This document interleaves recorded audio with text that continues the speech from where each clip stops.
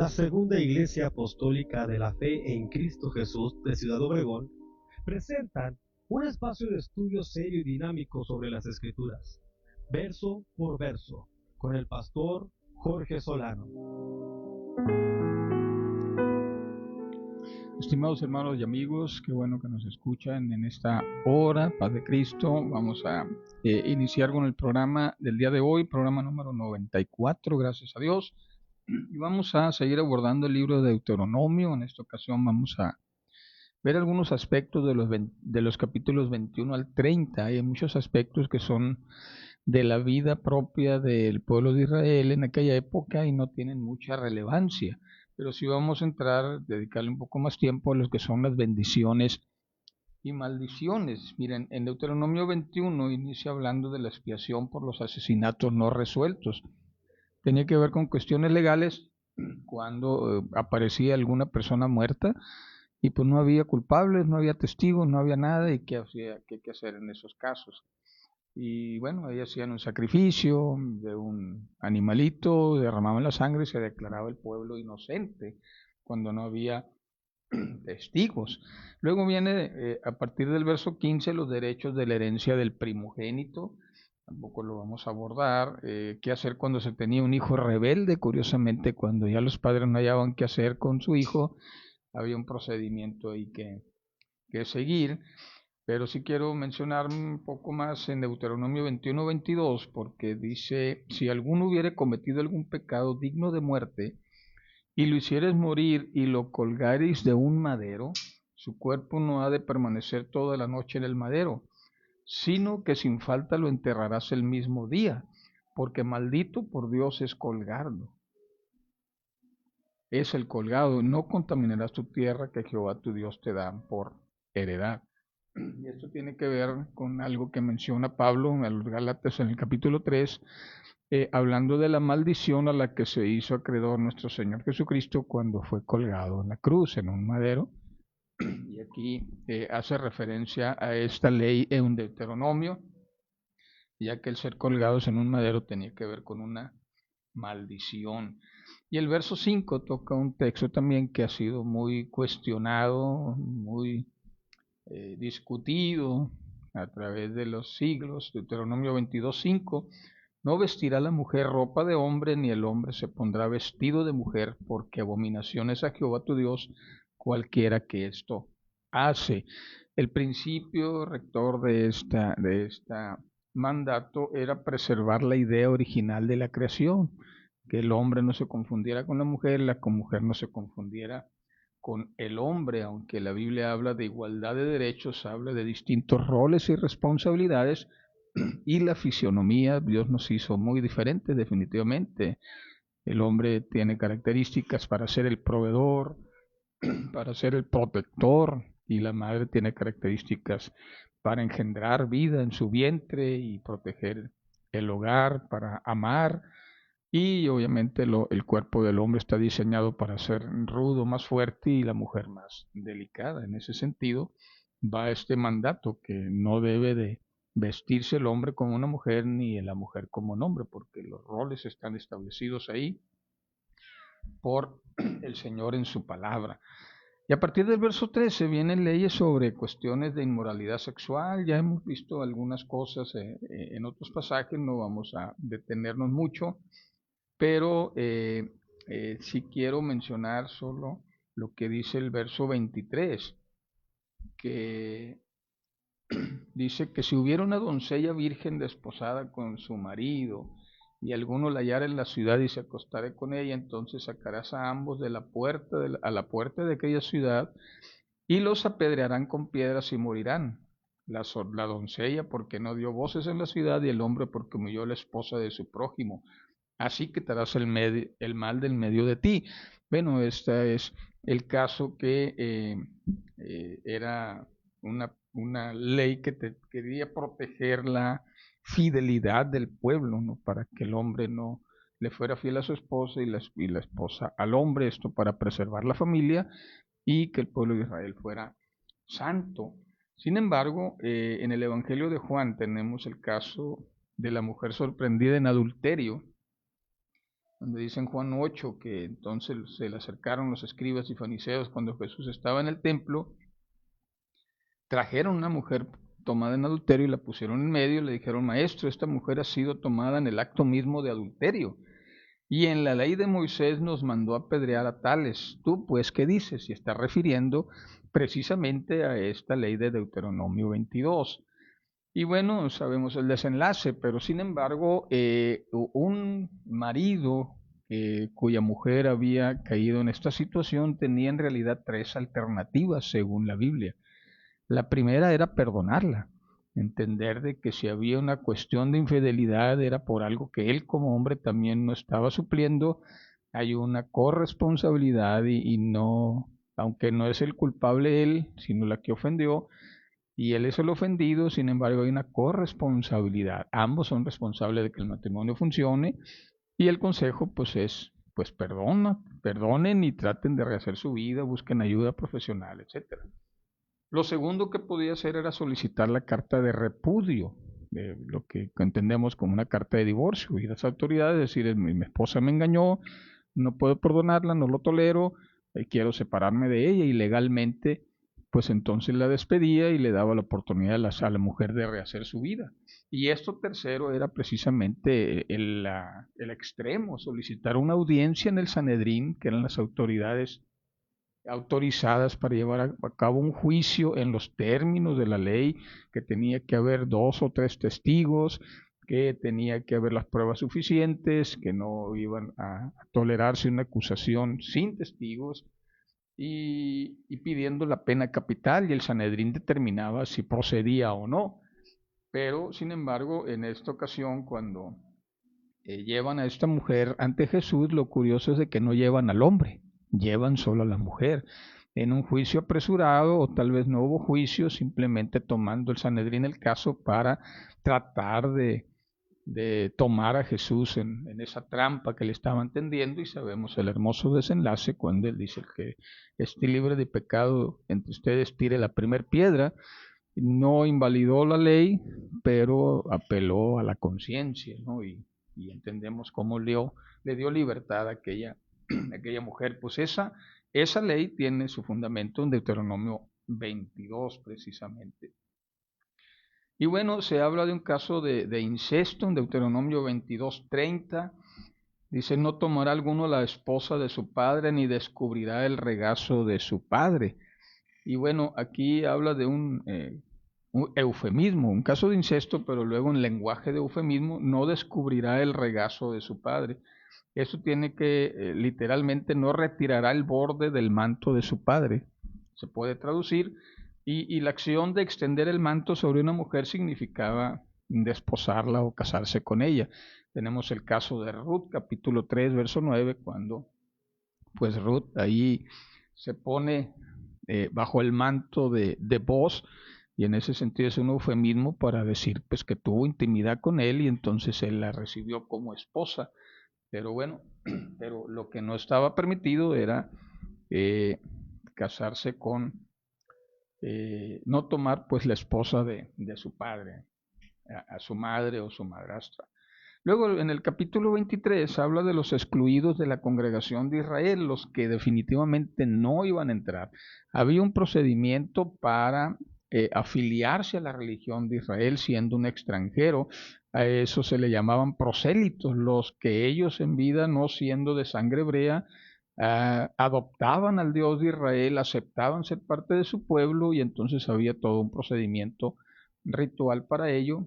Pero había en particular dos pueblos que definitivamente Dios les puso, los tachó, dijo: los amonitas y los moabitas no van a entrar en la congregación, ni aún en la 10ª generación. Dice: para siempre estos, los descendientes de Amón y de Moab, no van a ser admitidos de ninguna manera en Israel. Y bueno, hay alguna explicación, pero la base de todo esto tiene que ver con el parentesco de los edomitas, que eran descendientes de Esaú y de Edom, el hermano de Jacob, precisamente, y por todos esos problemas que hubo en el pasado, pues simplemente estaban descartados totalmente. Luego viene un dato curioso en el capítulo 23 de la inmundicia, cómo cuidarse de que el campamento fuera puro y la inmundicia. Y algo que me llama la atención, ¿verdad? Que tal vez usted lo haya leído, dice que tendrás un lugar fuera del campamento y saldrás allá afuera para hacer tus necesidades fisiológicas. Pero luego dice, tendrás también, el verso 13, una estaca entre tus armas. Y será que cuando estuvieres allá afuera, cavarás con ella y luego al volverte cubrirás tu excremento. Bueno, esta es una ley sanitaria muy interesante, es única en los pueblos antiguos, estuve leyendo sobre esto, no hay paralelo ni en los egipcios, ni en los sumerios, los babilonios, en ninguna de las civilizaciones antiguas paralelas a la época de Israel que tuvieran estas prácticas. La generalidad es de que las leyes sanitarias eran muy escasas, casi nulas, incluso todavía se cuenta que en el siglo XVIII y final, y todavía a mediados del XIX en Inglaterra, la ciudad de Londres estaba dividida en dos por el drenaje que pasaba por en medio de la ciudad y que no se explicaban los médicos, los hospitales, por qué había tanto problema de salud en Londres. Y bueno, hasta que no desviaron ese drenaje y lo pasaron fuera de la ciudad, empezaron a aliviarse los males de la ciudad de Londres. Y bueno, en el conocimiento de antaño también se ha descubierto que en la medicina egipcia incluso se usaba el excremento como parte de los ingredientes para elaborar medicamento, es decir, no tenían ningún conocimiento o escaso conocimiento de las cuestiones sanitarias, no conocían los gérmenes, las bacterias, no había microscopios, no se había descubierto la penicilina ni nada de eso. Y sin embargo, Dios ya estaba previendo que su pueblo fuera libre de todo este tipo de contaminación y Dios sí sabía que precisamente en los desechos, pues ahí, ¿verdad? Pues se contaminaban los gérmenes prácticamente en campamento y por eso tenían que llevar una estaca. Este dato me parece muy interesante. Luego, a partir del verso 15, vienen algunas leyes diversas, viene una referencia también en el verso 18 del capítulo 23. No traerás precio de ramera ni precio de perro a la casa de Jehová tu Dios por ningún voto, porque abominaciones a Jehová tu Dios, así lo uno como lo otro. Es decir, ninguna situación de ganancia o de dinero que provenga de las prácticas de prostitución tenían que llegar al templo. Eso contaminaba las ofrendas y bueno, aquí menciona el precio de perro. Perro no se refiere a los caninos, ¿no? Se refiere a la prostitución, pero de los hombres. No traerás precio de ramera ni precio de perro. Era una expresión para hablar de los hombres que se prostituían. Y bueno, pues no, eso no debía de tener contacto con ningún dinero que haya entrado en contacto con esa actividad pecaminosa. No tenía que ver. Viene también el verso 19, la ley de los préstamos que a los hermanos de sangre, los de la tribu, no se debería de cobrar intereses, tenías que prestarle sin ningún tipo de usura. Eso sí estaba permitido para los extranjeros, pero a tu propia familia tenías que prestarle y no se vale que le cobraras intereses, eso no lo veía bien el Señor. Pero luego con esto llegamos al capítulo 27, que es el tema central que quiero tratar, y es el tema de las bendiciones y maldiciones. El capítulo 27 habla de construir un altar en el monte Ebal, y ese altar tenía que hacerse con piedras, aunque todos los altares antiguos Dios les ordenaba que fueran con piedras no talladas, que no tuvieran pues ningún tipo de corte, así naturales, las piedras se tenían que instalar y formar el altar. En este caso tenían que sí ser piedras naturales sin labrar, pero había ahora que escribir en ellas la ley, los 10 mandamientos, construir un altar en el monte Ebal, que es enfrente a las tierras de Samaria, y frente al monte Ebal, abajo la ciudad de Samaria, está el monte Gerizim. Y ahí entonces había que, una vez que entraran a la tierra prometida, el mandato de edificar un altar, y luego había que proferir desde ahí la advertencia al pueblo, la bendición si hacen lo que Dios les está ordenando, o las maldiciones que se atraerían hacia sí si desobedecen al Señor. Y esto está basado en el mandato de Deuteronomio 11:29, donde dice: y será que cuando Jehová tu Dios te introdujere en la tierra la cual vas a poseerla, pondrás la bendición sobre el monte Gerizim y la maldición sobre el monte Ebal. Eso tuvo mucha trascendencia a través de las edades, porque todavía en tiempos de Jesús recordamos el diálogo con la mujer samaritana, y ellas decían: nosotros se nos enseñó que en este monte había que adorar a Dios. Está hablando del monte Gerizim, donde estaba el pozo de Jacob, y que en este pozo era la fuente de bendición que construyó nuestro padre Jacob. Y ustedes dicen que se tiene que adorar en Jerusalén. ¿Cuál era el trasfondo? Precisamente esto, que en esas montañas de Val y de Gerizim se erigieron esos altares, y desde el monte Gerizim, donde está Samaria, pues se declararon las bendiciones. Entonces ellos dijeron: nosotros somos la fuente de la bendición del pueblo de Israel, aquí tenemos que adorar. Y era el pleito que después se generó y se intensificó después de la conquista de los asirios, cuando los samaritanos fueron trasplantados, y entonces fue una raza mezclada, y bueno, una serie de problemas históricos ahí que vinieron, pero el trasfondo está aquí. Pero ¿qué había que hacer? Bueno, pues entonces los sacerdotes levitas, y junto con Moisés, le dio este mandamiento, pero ya que estuvieron allá, el encargo era para bendecir a las tribus de Simeón, Leví, Judá, Isaacar, José y Benjamín, en el verso 12.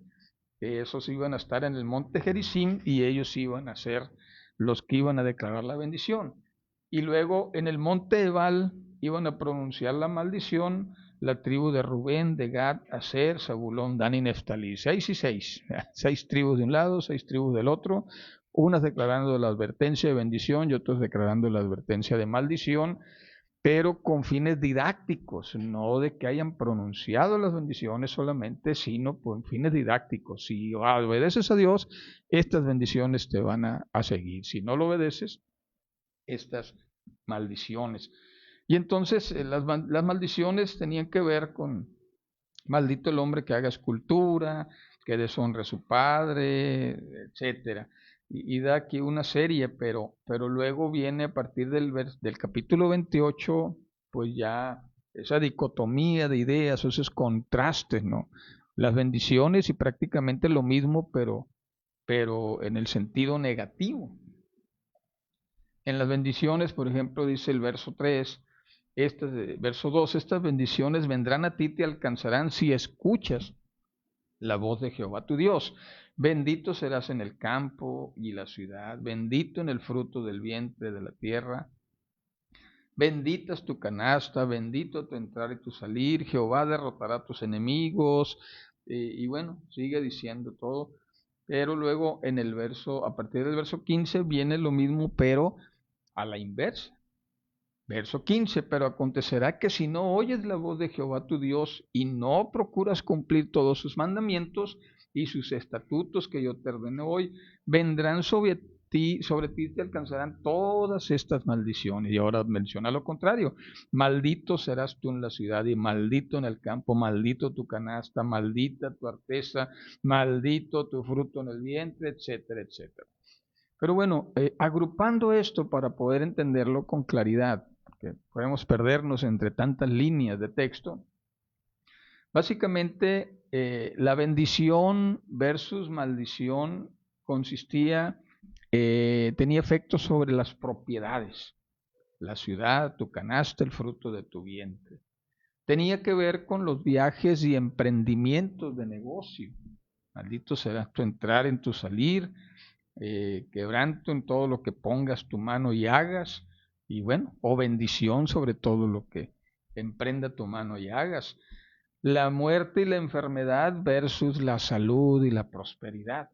Dice: si obedeces, Jehová te garantiza la sanidad, la salud, pero si no, vendrá sobre ti la mortandad, te herirá de tisis, de fiebre, inflamación, ardor, sequía, etcétera.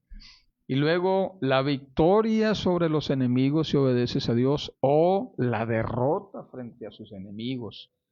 Y bueno, la promesa es de que por un camino vendrán contra ti, por 7 caminos huirán de ti, pero si no es a la inversa, por un camino saldrás contra ella y por 7 huirás de ellos.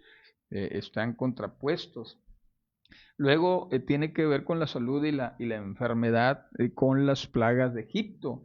La úlcera de Egipto te vendrá, tumores, sarna y comezón, locura, ceguera, turbación, ceguera, bueno, una serie de enfermedades que tienen que ver con la desobediencia o librarse de esas mismas enfermedades si somos obedientes. Tiene que ver también con la fidelidad de la familia. Si obedecemos a Dios, vamos a tener la fidelidad de nuestra familia. Si desobedecemos, pues entonces va a venir la infidelidad. Dice, te desposarás con tu mujer y otro hombre dormirá con ella. Edificarás una casa y no habitarás en ella. Plantarás una viña y no la vas a disfrutar. Bueno, etcétera. Pero también impacta la descendencia. Dios promete bendecir a tu descendencia si le obedeces, pero si no, pues entonces te acarreas la maldición, serán entregados a otro pueblo, el fruto de la tierra lo van a comer otros, etcétera. Y también tiene que ver con la abundancia o la escasez de provisión. Si somos obedientes, tendremos semilla para el campo, sembraremos poco y recogeremos mucho, la langosta no nos va a consumir, pero si no le obedecemos, todo lo contrario. Sacará mucha semilla del campo, pero recogeremos poco, la langosta lo consumirá, plantarás viñas y labrarás, pero no beberás vino ni recogerás las uvas, porque el gusano se las comerá. Y bueno, sí, siguen los contrastes. El sometimiento de los extranjeros, si obedecemos a Dios, nos iba a enseñorear Israel de las demás naciones, si lo desobedecían, las demás naciones iban a enseñorear de Israel. Y, y bueno, el verso 47 en particular de Deuteronomio 28 me gusta mucho. Dice, por cuanto no serviste a Jehová tu Dios con alegría y con gozo de corazón, cuando tenías abundancia de todas las cosas, te puede venir esto. Es decir, Dios no solamente espera que le sirvamos y nuestro estado de ánimo no tomarlo en cuenta, sino más bien que lo hagamos pero con alegría y con gozo, que lo hagamos convencido de que estamos sirviendo al verdadero Dios, que lo hagamos de todo corazón y por ello viene la bendición y con ello la abundancia, la prosperidad y todo lo que está mencionando aquí el libro de Deuteronomio. Pero si no lo hacemos o se servimos, incluso si alguien puede servirle a Dios, pero no lo hace con alegría y con gozo, lo hace por obligación, lo hace por quedar bien, lo hace por ganar, por otras cosas, pues entonces eso tampoco agrada al Señor. Y luego también la bendición era librarlos de las plagas y enfermedades. Ninguna de las enfermedades que envía a los egipcios las traeré sobre ti si me obedeces. Pero si no obedecemos, entonces aumentará el Señor terriblemente tus plagas y la de tu descendencia. Y los males, todos los males que traje sobre Egipto, los traeré sobre ti, las enfermedades. Y bueno, y luego viene también la prosperidad o la ruina. Si nosotros le bendecimos, Él tiene mucho gusto en bendecirnos y prosperar lo que venga a nuestra mano, pero si no, viene la ruina y la destrucción y con ello el despojo de las naciones. Y bueno, cuando terminan de leerse todas estas bendiciones y maldiciones, el pueblo se da por advertido y entonces en el capítulo 29 de Deuteronomio viene una renovación del pacto con el Señor. Recuerden que el primer pacto lo hicieron en el Sinaí, cuando Dios les entrega la ley, pero luego se destruye esa ley, desobedecen y luego se renueva el pacto en Éxodo 24 para Éxodo 24 y luego el 34, perdón. Pero luego, ahora, después, esta generación no había hecho un pacto con Dios. Nacieron en el desierto, murieron sus padres después de 40 años y ahora ellos renuevan un pacto ahora como esa generación que va a entrar a la conquista. Y entonces ahí el mismo protocolo, ¿no? El pacto, lo que Dios, las cláusulas de lo que Dios promete, las cláusulas de lo que el hombre debe de hacer, y luego entonces se hace un sacrificio, se derrama sangre y hacen un pacto de obedecer todas las cosas que están comprometiéndose ambas partes. Así es que pues en esta renovación pues estaban preparándose ya. Moisés ya estaban por ser, ya después de esto sube a la montaña y muere, y era lo último que iba a ser un pacto de renovación, no sin antes bendecir a las 12 tribus, pero luego también lo curioso que en este pacto hay misericordia, porque aparte en el capítulo 30, que si el pueblo de Dios decidía salirse de la bendición de Dios, entrar en desobediencia y que las maldiciones cayeran sobre él, hay una cláusula de arrepentimiento y perdón. Si tú llegas a desobedecer por alguna razón, escogiste la maldición o escogiste no servirle a Dios y con ello te acarreaste la bendición, la cláusula era: sucederá que cuando hayan venido sobre ti todas estas cosas, pero te arrepientas en medio de las naciones en las que hayas sido arrojado de parte de Dios y te conviertas a Jehová tu Dios y obedezcas a su voz conforme a lo que yo te mando, tú y tus hijos, con todo tu corazón y con toda tu alma, entonces Jehová hará volver a tus cautivos y tendrá misericordia de ti y volverá a recogerte de entre todos los pueblos a donde te haya esparcido Jehová tu Dios. Y sigue diciendo ahí algunas cosas más en esta cláusula, pero me parece muy interesante que ya desde que Moisés estaba celebrando ese pacto con el pueblo de Israel, en esa generación que iba a conquistar la tierra prometida, ya el Señor le inspira a decir: mira, pon una cláusula de arrepentimiento. Yo sé que estos me van a quedar mal. Yo sé que esto les va a ser muy difícil guardar mis mandamientos, me van a fallar, pero pon una cláusula ahí porque yo voy a tener misericordia. Si se arrepienten de todo su corazón y con toda su alma, si se convierten a mí, que al fin de cuentas va a ser el tema que van a retomar los profetas de la cautividad, como Isaías, Jeremías, hablando del arrepentimiento al que es llamado el pueblo de Dios, porque Dios desde el principio, aquí en Moab, en las tierras de Moab, en las llanuras de Moab, antes de entrar a la tierra prometida, ya estaba previendo esta cláusula en ese pacto. Es decir, la labor profética de convencimiento profético de aquellos profetas del exilio, vaya tanta redundancia la palabra, tiene que ver con esta cláusula. Qué importantes son los pactos. Tenemos un Dios de pactos que respeta lo que hacemos, que respeta lo que pactamos, y muchos siglos después que Israel falló, entonces hicieron uso de esa cláusula y al final de cuentas Dios les concedió regresar en tiempos de Esdras y Nehemías. En resumen de todo esto, entonces dice: yo pongo ahora delante de ti, Deuteronomio 30:15, la vida, el bien. La vida y el bien, o la muerte y el mal. La bendición o la maldición. Tienes dos caminos para escoger, y eso es básicamente lo mismo que el Señor le plantea a la humanidad en este tiempo.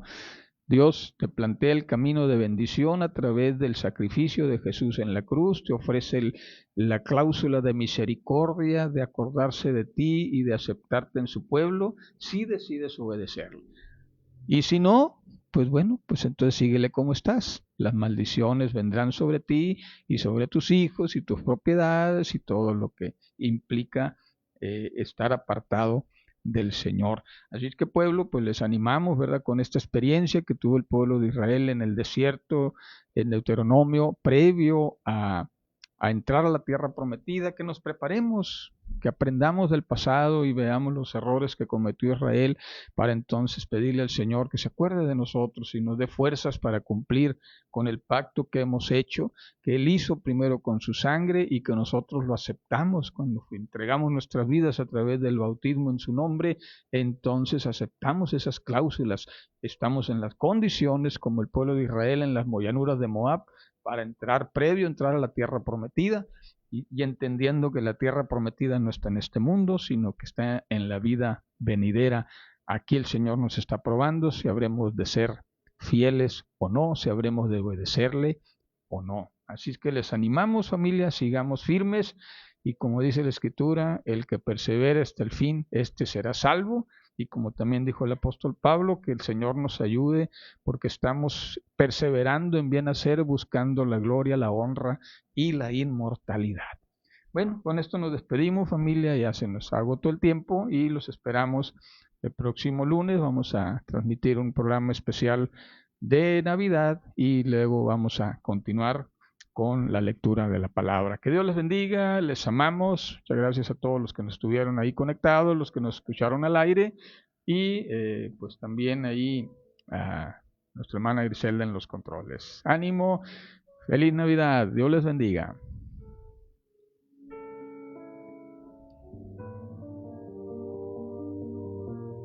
Gracias por escuchar Verso por Verso. Te invitamos a sintonizarnos todos los lunes a las 6 de la tarde por Radio Vida Obregón en el 100.1 FM.